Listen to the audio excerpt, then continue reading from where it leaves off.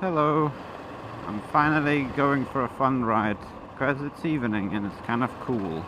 I noticed the other day that I've not been riding for much. In fact, this summer I've probably ridden less than ever, less than any other summer before, which is not ideal, but I came to the conclusion of two major reasons why that is. One being the heat. I'm just not a fan. Not a fan of the heat at all, and these bloody blind corners. So the heat, and the second reason being my job, which is, it's physical and it kind of tires me out, and I just don't want to do anything after I get home. Sometimes I just lay down and then accidentally take a 4-hour nap, and by sometimes I mean like pretty much every day. And even on the weekend, I just don't really want to do anything, kind of want to rest or whatever. So I thought what I'd do today, but I've kind of started it late because it's only now it's cool. But what I thought I was gonna do is maybe explore the Love Shack. That Love Shack that everyone was so interested in. And me too. I'll be honest, I was interested as well. Did I go the right way? Hopefully. I think I need to possibly turn here. Let's go here. I think I saw that you can go here. Potentially. I remember seeing this road. And I think it leads the same way. I might not end up exploring that little love shack.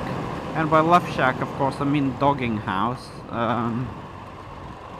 But maybe we won't get shot or dogged.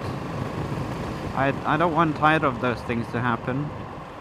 Although getting shot would be preferable to getting dogged, though. That's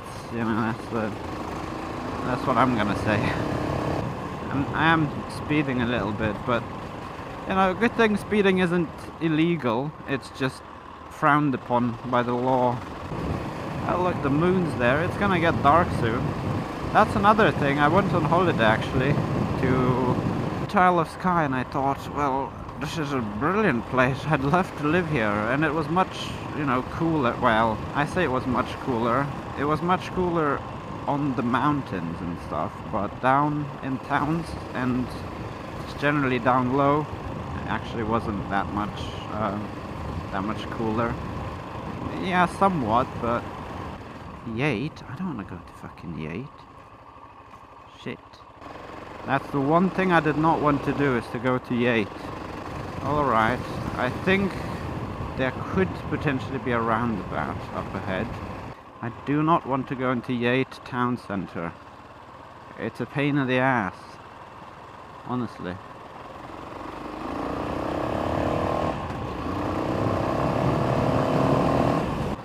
I think Yate is one of those towns that no one's really heard of unless they live next to it. But it's pretty big though. Like it's not a tiny little town. It's actually a decent town. It's just that it's not very famous for anything.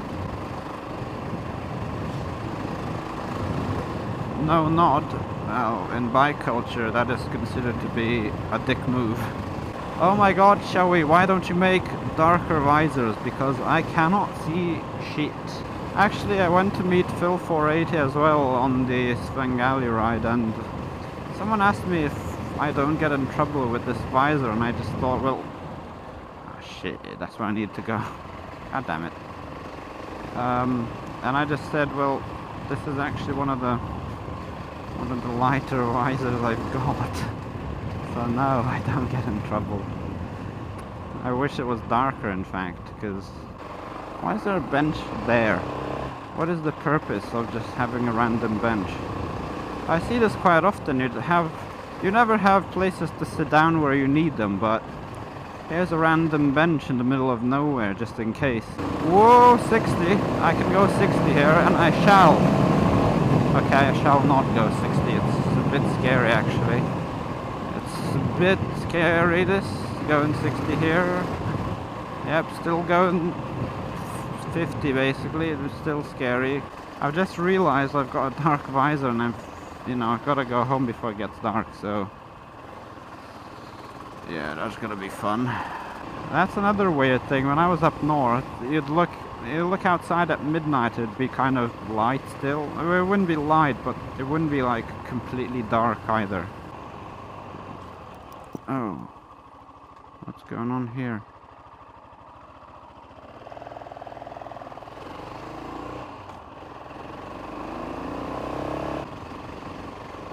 Oh yeah, so I kind of like talked to this guy who also rides a bike into work, where I work.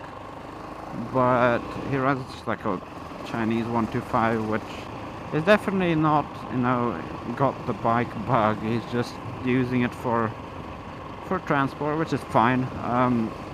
But he was like, oh, where I come from we don't wear helmets, and this is the first time I have to wear a helmet. So yeah, but there's a reason. And the reason is you don't want to die when you crash. It's like, no, we're fine. I was like, what, do you live in some sort of magic Narnia land where you don't die from head injuries?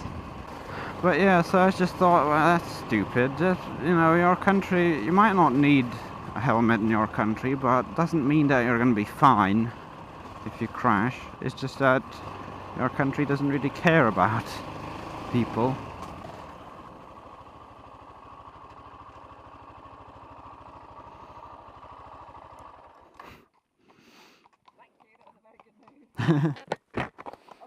Oh.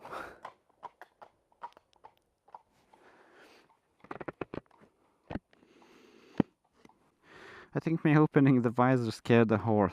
I didn't realize that could happen. Bike?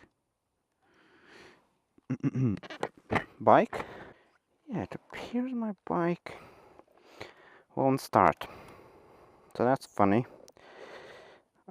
My bike doesn't like starting hot, and I think it's too hot now. Fuck it. Shit, that's annoying. But anyways, as I was saying, wear a helmet even if your country doesn't require you to, and don't complain about it, because it saves your life.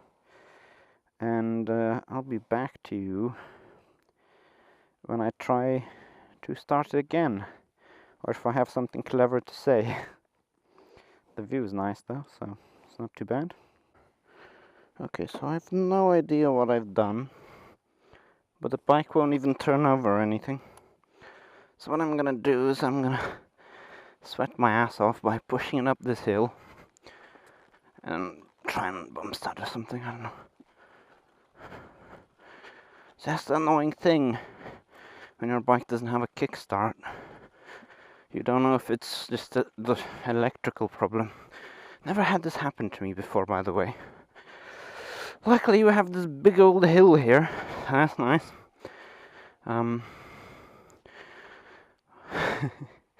Bloody horses.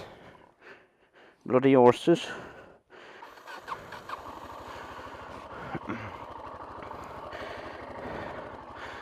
So as it turns out, you need to disengage the kill switch to get the bike started.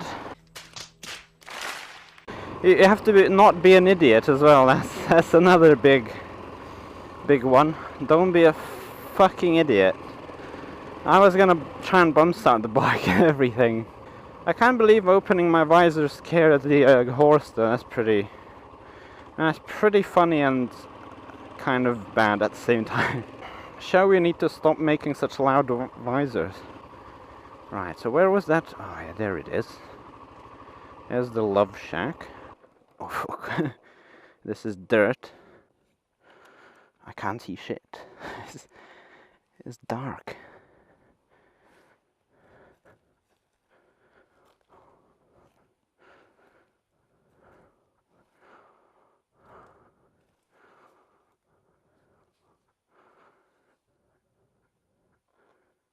Whoa, what was that? I think that... It's a bat. I don't know if you can see it, but there's a bat flying around. I was literally just about to say, this is a perfect place for a bat.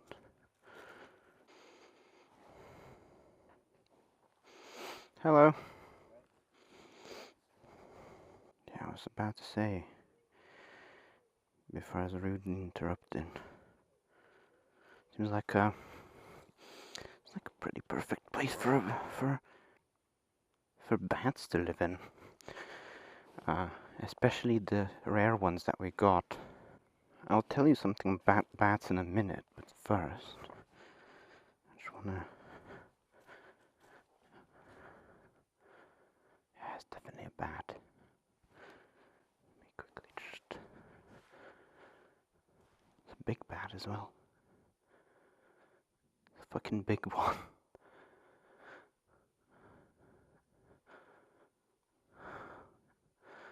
Can you fucking see this?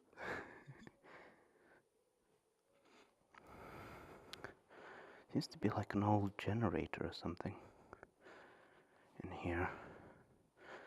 Probably for the church, possibly.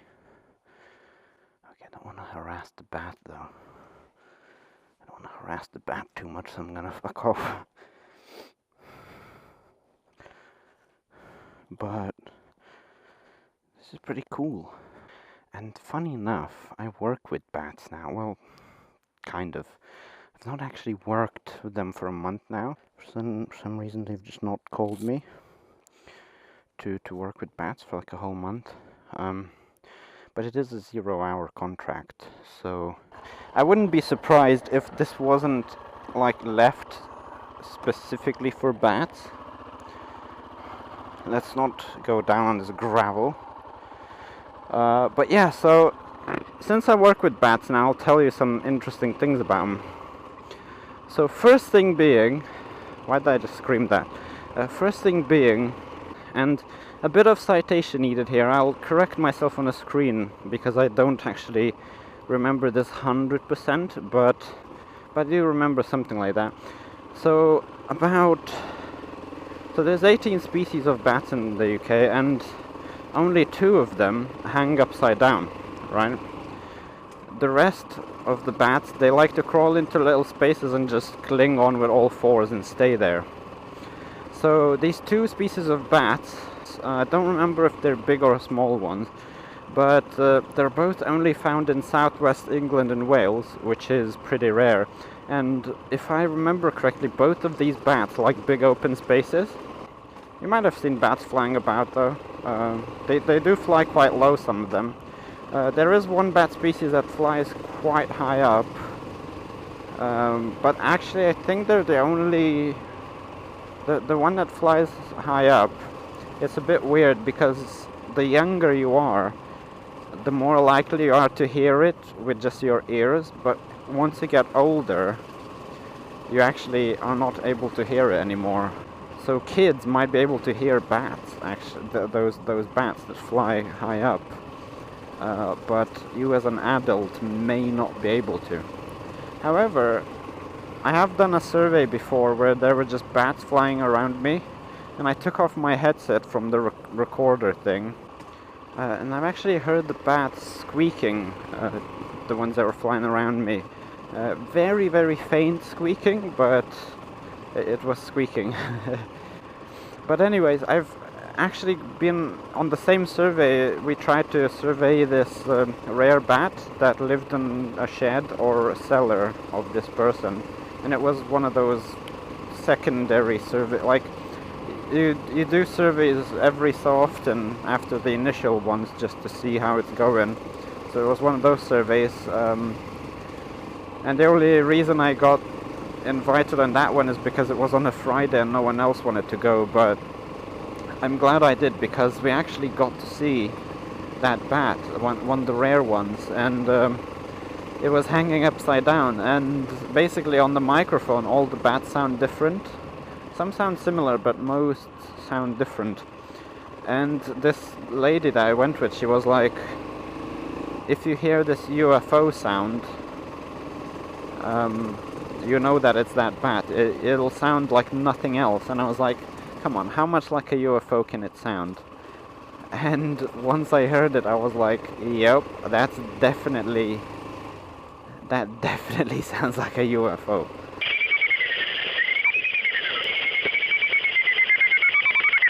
Only on the microphone, otherwise it was silent, and it was just hanging there. Like, once I shone my flashlight on it, which was, you don't shine the bright flashlights at it at bat, you have like this red one, and obviously there's benefits of the red flashlights because they also don't negate your night vision.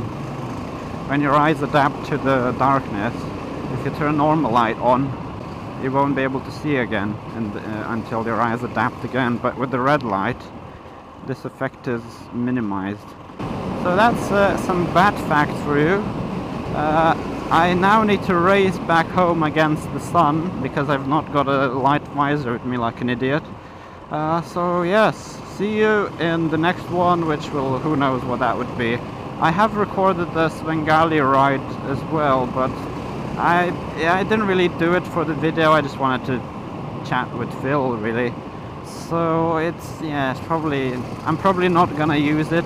I might just upload a little bit of that ride into like one of those videos where I'll just put all the bits that didn't make it into a full video of their own. So anyways, look at this nice sunset, and I'll race home now, and see you later. Of course I won't speed. By race I mean within the speed limits. I'll go home. Anyway, see ya. Bye.